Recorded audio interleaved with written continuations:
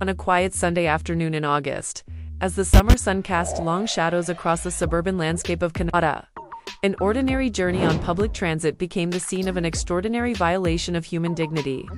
The date was August 11, 2025, and for one Muslim woman in her late teens, what should have been a routine bus ride aboard an OC Transpo vehicle transformed into a terrifying encounter with hate that would ripple through the entire Ottawa community and beyond. The victim, whose identity remains protected by authorities, was simply traveling through her own city when she became the target of an unprovoked assault that authorities would later classify as a hate crime. The perpetrator, described by witnesses as a white man in his 20s to 30s, standing approximately 5 feet 8 inches tall with a thin build and facial hair, was a complete stranger to the young woman. This randomness of the attack, this selection of a victim based solely on her visible faith identity, underscored the particularly insidious nature of hate-motivated violence that targets individuals not for their actions, but for who they are. As the incident unfolded aboard the public transit vehicle, the suspect not only physically assaulted the young woman, but also subjected her to threatening language, creating an atmosphere of terror that extended far beyond the immediate physical harm. The cowardly nature of the attack was further emphasized when the perpetrator fled the scene, leaving behind a traumatized victim and shaken witnesses, who would later become crucial voices in the pursuit of justice. The Ottawa Police Service responded with the gravity that such incidents demand, immediately assigning the case to their specialized hate and bias crime unit. This dedicated team, trained specifically to handle crimes motivated by prejudice and discrimination, understood that such attacks represent more than individual criminal acts. They recognized that hate crimes send ripples of fear throughout entire communities, threatening the very fabric of the multicultural society that Ottawa prides itself on being. In their public appeal for witnesses, the police department emphasized the profound impact that hate-motivated attacks have on diverse communities across the city. Ottawa Mayor Mark Sutcliffe condemned the incident as reprehensible and unprovoked, using strong language that reflected both his personal outrage and his commitment to ensuring that Ottawa remains a safe haven for people of all backgrounds and faiths. The mayor's swift and unequivocal response sent a clear message that such behavior would not be tolerated in the nation's capital.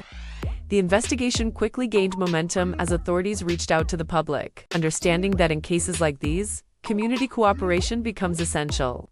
They specifically requested anyone who may have witnessed the incident or captured it on their mobile devices to come forward.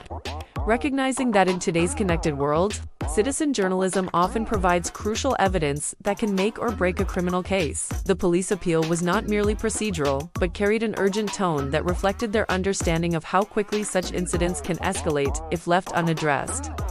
Media outlets across the city picked up the story, with organizations like Muslim News providing detailed coverage that helped ensure the incident received the attention it deserved. The coverage served multiple purposes, raising awareness about the ongoing issue of hate crimes in urban centers, encouraging potential witnesses to come forward, and demonstrating solidarity with the victim and the broader Muslim community.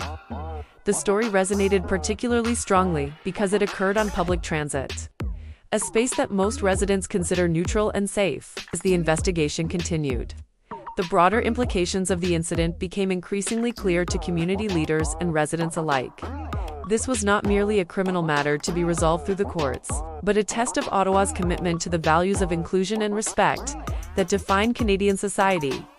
The young woman's ordeal represented a stark reminder that despite Canada's reputation for tolerance and multiculturalism, pockets of hatred and ignorance still exist, requiring constant vigilance and active opposition from all members of society.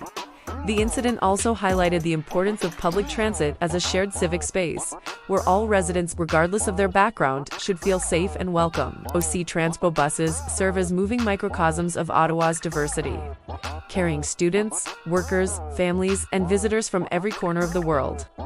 When hate invades these spaces, it threatens the very principle that public services should be accessible and safe for everyone who calls.